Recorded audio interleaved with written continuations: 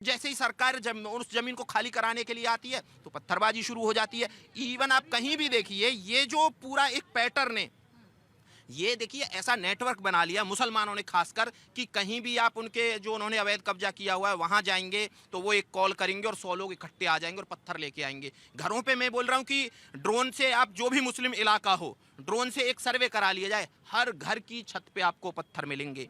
ये जो है ये पैटर्न है एक, और इस पैटर्न को फॉलो किया जा रहा है बहुत लंबे समय से। सरकारों को यहां भी ध्यान देने की जरूरत है कि सर जो ये भी सर्वे होना चाहिए कि घर की छतों पे आप पत्थर नहीं रख सकते, ईंट के टुकड़े नहीं रख सकते। वो ईंट के टुकड़े रखे ही इसलिए जाते हैं पता नहीं कब जरूरत पड़ जाए और कब पत्थरबाजी करनी शुरू कर दी जाए। तो इस चीज को खत्म करने की जरूरत है। देखिए देश धीरे धीरे विकसित भारत बनाना है ना आपको, विकसित भारत कानून के तहत बनेगा, लॉ से बनेगा। जब लॉ ही फॉलो नहीं होगा तो विकसित भारत नहीं बनेगा। एक जब लॉ क्या है, लॉ मेंटेन करता है चीजें। अगर जो लॉ फॉलो नहीं होगा तो एनआरकी फैलेगी, और एनआरकी फैलेगी तो कोई देश विकसित नहीं हो सकता है। इस देश की नींव कानून पे टिकी हुई है, संविधान पे टिकी हुई है। संविधान के तहत जो शक्ति है उनका प्रयोग करिए, पत्थरबाजी मत करिए। लेकिन अगर संविधान की भी बात होती है और दूसरी तरफ हम देखते हैं कि मुसलमानों को भड़काना बहुत आसान है। उनके अंदर क्या, उनको डराना, उनके अंदर भय पैदा करना इतना आसान है कि वो पत्थर लेकर हाथों में आ जाते हैं। उनको कह दिया जाता है कि मस्जिद तोड़ने आ रहे हैं, तो भाई दिखता भी तो है कि मस्जिद को तो छुआ नहीं जा रहा है। ऐसा क्यों है? प्रीति जी, अवैध कब्जे कोई भी करे, सरकार की ज़मीन हो हाँ। या किसी की प्राइवेट संपत्ति हो, वो नाजायज़ है। इस्लाम में मेरा आका ने फरमाया है कि मुसलमानों, भाई की संपत्ति हो या पड़ोसी की संपत्ति हो या सरकार की संपत्ति हो या फिर किसी और की संपत्ति हो, आप कब्जा करोगे तो हराम है आपके लिए। आप, इस्लाम इसकी मनाही करता है और आका ने मुझे फरमाया है।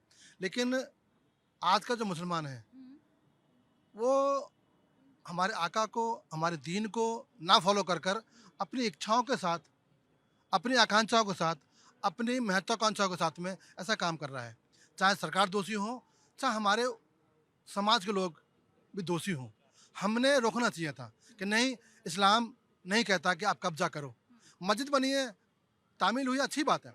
उसके साथ जो ज़मीन थी, ये पता थी उन लोगों को ये ज़मीन सरकार की है या किसी प्राइवेट की है या किसी की भी है, तो नहीं कब्जा करना चाहिए था। आज जो हमें सुनना पड़ता है, आज जो हमें सर झुकाना पड़ता है, वो कुछ मुट्ठी भर मुसलमान हैं जो कि ऐसा काम करते हैं।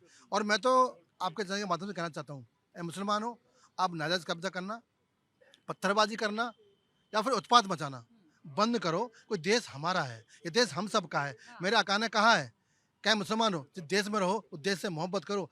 अल्लाह और नबी के बाद अगर प्यार करना है तो देश से प्यार करो, देश के प्रधानमंत्री से प्यार करो, देश के पड़ोसी से प्यार करो। ये मेरा कुरान कहता है, ये मेरा अल्लाह कहता है। ये मैं नहीं बोल रहा, ये लिखित में है।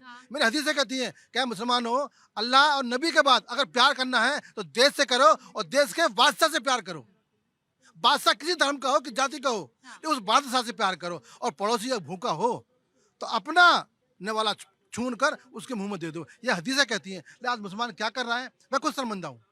आज तो सर जो हुआ है उसको लेकर तो कई सवाल खड़े होते हैं क्योंकि पत्थरबाजी की जाती है। आप बताइए, जिस तरीके से आपने देखा जो इलीगल कंस्ट्रक्शन था उसको ढहाया गया, जो एक्शन लिया गया है तुर्कमान गेट के पास, क्या ये एक्शन होना चाहिए था? कैसे आप इसे देखते हैं? देखिए मैम, एक्शन तो होना चाहिए था, और एक्शन जो हमारी पिछली सरकारें थी ना, या सिस्टम था, हाँ। उसमें बहुत बड़ा योगदान होता है।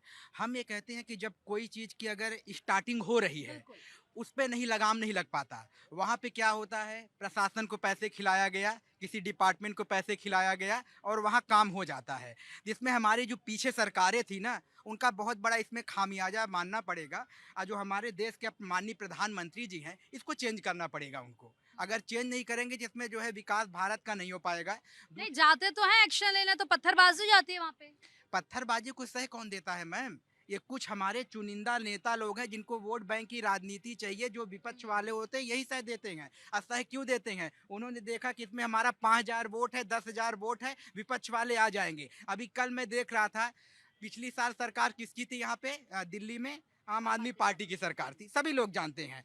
शायद एक भी नेता ने विरोध नहीं किया था, ना प्रदर्शन किया था, ये भी नहीं बोला होगा कि चलिए जो यहाँ पे पोल्यूशन हो रहा है इसको हम ठीक करते हैं। लेकिन जैसे रेखा सरकार आई, सारे नेता निकल के आ गए। अरे साहब, उस टाइम पे भी आप लोग ये बोल लेते कि ठीक है, हमारी दिल्ली में सरकारें हैं, इसमें कमियां हैं, हम इसको सब मिलके जो है हम केंद्र सरकार से गुजारिश करेंगे, सब मिलके जाएंगे, चेंज करेंगे। लेकिन जैसे हम लोगों की रोजी रोटी, किसी की जॉब होती है, किसी की बिजनेस होती है, मेरे माइंड में यही सेटअप होता है, नेताओं की ये रोजी रोटी है, अपनी रोजी रोटी कमाने के लिए कुछ भी कर देते हैं। ठीक है। ये समझना क्या पड़ेगा। अपनी राजनीति के लिए इस तरह से शय दिया जाता है कि देखते हैं कि एक वक्त के बाद इतना बड़ा इलीगल कंस्ट्रक्शन हो जाता है, अतिक्रमण हो जाता है कि अब वहां पर जब जाती है टीम तो पथराव किया जाता है? मैम ये देखिए, बगैर पॉलिटिकल सपोर्ट का तो ये काम हो ही नहीं सकता। गवर्नमेंट ऐसी एक सख्त कानून लाए है उस अधिकारी के खिलाफ, उस क्षेत्र का जो थाना अधिकारी उसके खिलाफ, कि अगर तुम्हारे एरिया में ऐसा कुछ अगर होता है तो इसकी जिम्मेवारी तुम होगी।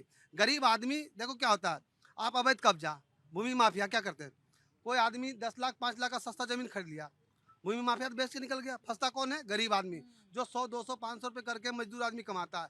तो सरकार, उस जिम्मेवार सरकार भी है, अगर अवैध कब्जा हो रही है तो सरकार भी इसका सबसे बड़ा जिम्मेवार है, और सरकार को इस पे एक स्टेप लेना चाहिए। जैसे हमारे अभी उत्तर प्रदेश के मुख्यमंत्री जी हैं, उन्होंने सारे डीएम को, सारे एसएसपी को ये कह दिया, अगर तुम्हारे क्षेत्र में, तुम्हारे थाने में अगर कोई भी अनलीगल चीज होता है, जिसका जिम्मेवारी तुम होगे। ठीक है। इसी तरह कहीं से ना कहीं एक अधिकारियों में भी एक डर होना चाहिए, होना आपको चाहिए। लगता है, वरना ऐसी चीजें बंद नहीं होंगी? देखो, ऐसी चीज़ें कंटिन्यू होती रहेंगी जब तक पॉलिटिकली सपोर्ट कहीं ना कहीं रहेगा। और दूसरा ये कि ये सब कुछ फेलियर है हमारी पुरानी सरकारों का। सबसे पहले अतिक्रमण जिस टाइम पे हो रहा है, आपने उसी टाइम पे उससे एक्शनेबल क्यों नहीं लिया? जो भी इसके लिए आंसरेबल है वो है गवर्नमेंट में, अभी नहीं है सत्ता में, लेकिन उनसे क्वेश्चन जरूर होना चाहिए और एक बड़े लेवल पे होना चाहिए कि जिससे वो जवाबदेही तय हो कि जो भी सरकार सत्ता में है वो कहीं पर अतिक्रमण के लिए अलाउ ना करे। दूसरी चीज़ ये, अपने फ़ायदे के लिए कुछ पॉलिटिकल पार्टियां क्या कर रही हैं, इसको सांप्रदायिक रूप दे रही हैं। जब कोर्ट का एक निर्णय आ गया, कोर्ट ने बोल दिया कि ये ठीक है, ये अगेंस्ट द लॉ है और इसको डिस्ट्रॉय करना है, तो उसमें किसी भी नेता को आगे आने की ज़रूरत नहीं है।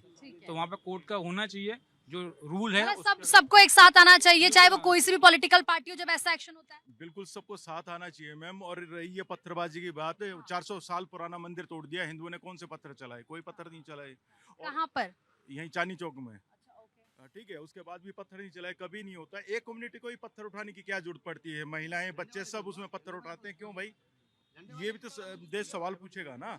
उसके लिए एक और चीज है, जैसे वहाँ पे जो अधिकारी हैं जो इसमें लिप्त हैं, उनके खिलाफ भी तो एक्शन होना चाहिए, तभी तो रुकेगा। आज ये कोर्ट ने एक फैसला लाके इस पे कार्रवाई कर दी, डिमोलेशन कर दिया, लेकिन आगे फिर अधिकारी वही काम करेंगे। इनके खिलाफ कब होगा? एसएचओ एमसीडी के, तो उनके खिलाफ भी तो कार्रवाई होनी चाहिए ना। कब तक हो रुकेगा ये कोई नहीं जानता जी। 3 से 5 करोड़ केस पेंडिंग है, इसी के कारण तारीख पे तारीख मिलती जा रही, कोई पूछने वाला नहीं है। ठीक है, तारीख पे तारीख तो मिलती जा रही है। और सर एक चीज तो जो वैलिड है वो ये कि सरकारें आती हैं जाती हैं, लेकिन जो अधिकारी होते हैं, क्योंकि वो इसमें इन्वॉल्व होते हैं, उनकी शय मिलती है, इसीलिए इस तरह की चीजें होती हैं। तो क्या इस तरह के जो अधिकारी हैं उन पर सख्त एक्शन नहीं लेना चाहिए? देखिए प्रीति जी, अभी राहुल जी ने जब अपना वक्तव्य दे रहे थे तो इन्होंने कहा कि अधिकारियों से मिलकर साठगांठ करके ये लोग अपना अड्डा जमा लेते हैं